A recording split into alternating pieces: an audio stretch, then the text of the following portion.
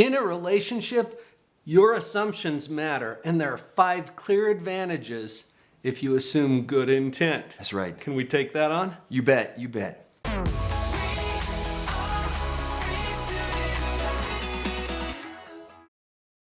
Emil Harker is the author of You Can Turn Conflict into Closeness.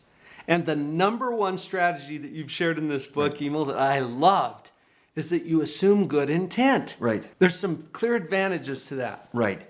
Most people worry about assumptions, period. They want to avoid assumptions. The reality is we have them. Right. And what we want to do is, instead of assuming ill intent or finding fault, what we want to do is do something completely unnatural, and that is to assume good intentions. Now, that's just not being positive. That's truly telling yourself the story of the good intentions of the person who may have come across offensive or hurtful. So that's a skill, and the book walks you through how to develop that skill. Now, you can read the book, you can get that information from Paul's website, but what I want to do is I want to walk you through the 5 reasons why. There's some good things that come out of using the tool of assuming good intent. Clear advantages. And can I just say, when I read this in your book, I'm like, I gotta get Emil over here to talk about this, because I've been doing this for a couple of decades now in my practice as I work with couples particularly. And check it out. You don't know what someone's intention is. You don't know. But you assume We something. always assume. Right, and that drives your actions. So this is powerful, and really, since you don't know, Right. why not choose something that has some clear advantages? Exactly. So instead of taking counsel from our insecurities that like to assume the ill intent in others, we're going to hijack that a little bit, and we're going to assume the positive intentions. Now, the first reason why it's powerful is when we assume intentions of others that are positive or good, what we're doing is we're protecting ourselves from getting our feelings hurt.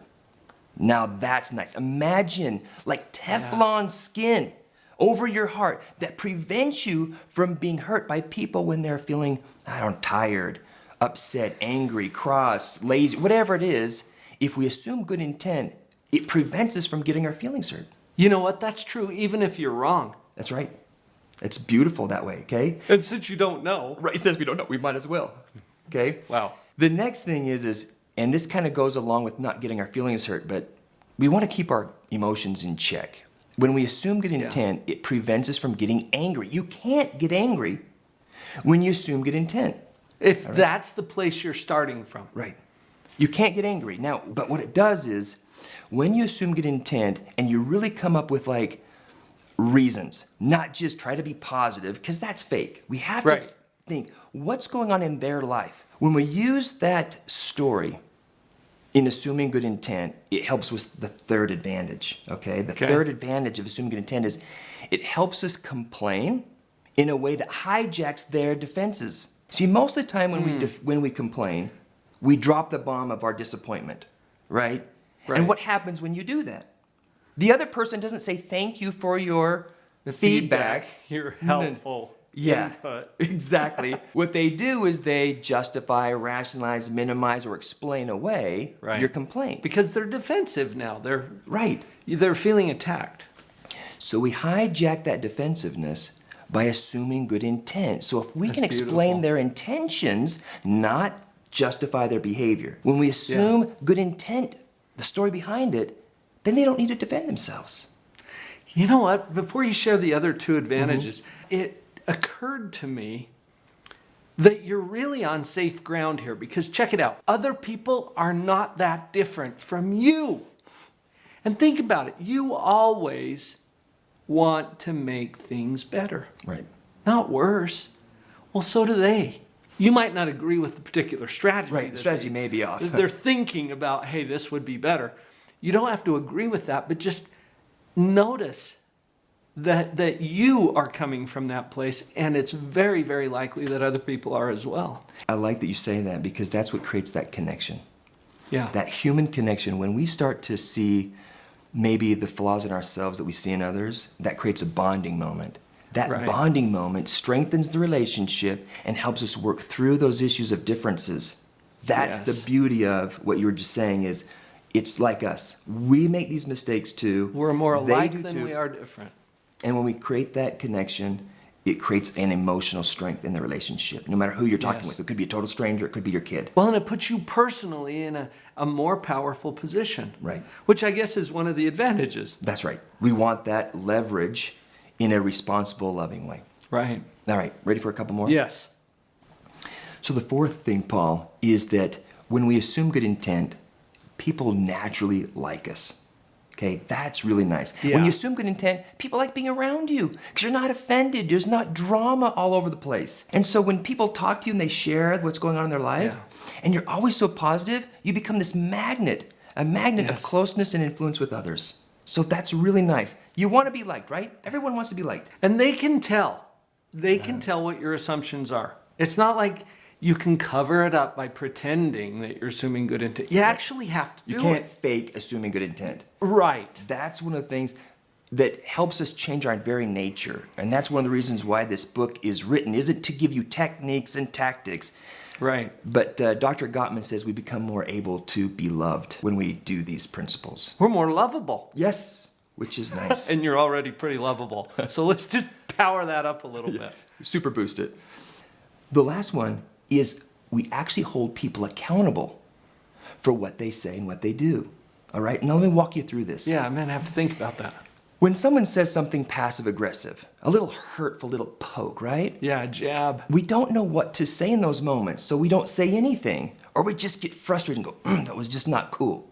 Right. When we assume good intent, what we do is we translate what they say in a positive way. Hey, I think what you're trying to say is part A, part B. Can I give you an example Yeah. of that? Okay. Yeah. So it took me a couple of years before I finally fixed the closet door in the hall. You know those accordion ones, right? The boys bump into it. The one bust that out was the on door. your list for a long time. For a long time. So I've been thinking about how to respond to passive aggressive behavior because I don't like getting angry Yeah. and resentful and don't say anything, but I also don't like being mean back. That's not helpful, right? Right. So I've been thinking about how am I going to respond to passive aggressive behavior? It happens all the time, everywhere we go. People think that that's a free pass to be mean. So I thought of this strategy of translating it using assuming good intent. So here's the phrase that like I where this is got from going. my wife. Okay, she's lovely, but Yeah. anyway, here's what happens. I get done with my project. I'm feeling really good about it. I put all my tools away. I've cleaned up the mess. I am a hero, okay? Right. And so I'm done. I'm feeling really good. And I walk in the bedroom waiting for a parade and candy to show her appreciation. And she says, gosh, Emil, it's sure nice to have that finally done. Right. Ooh, right? Little dig. Zing. But I had prepared for this moment.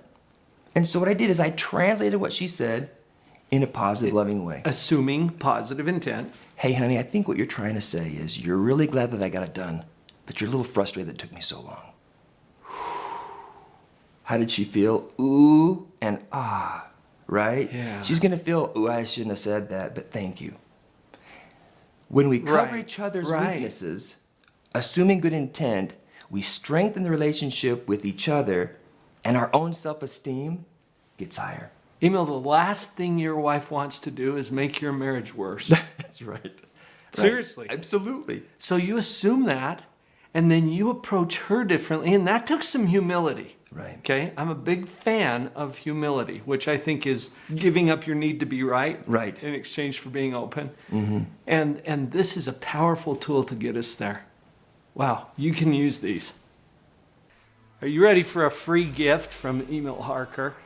His book is available to you, and it's got some of these powerful concepts we've talked about today. So these secrets that are in the book, you can actually go to the description below this video, and that will take you to a link to get that book for free. Yeah.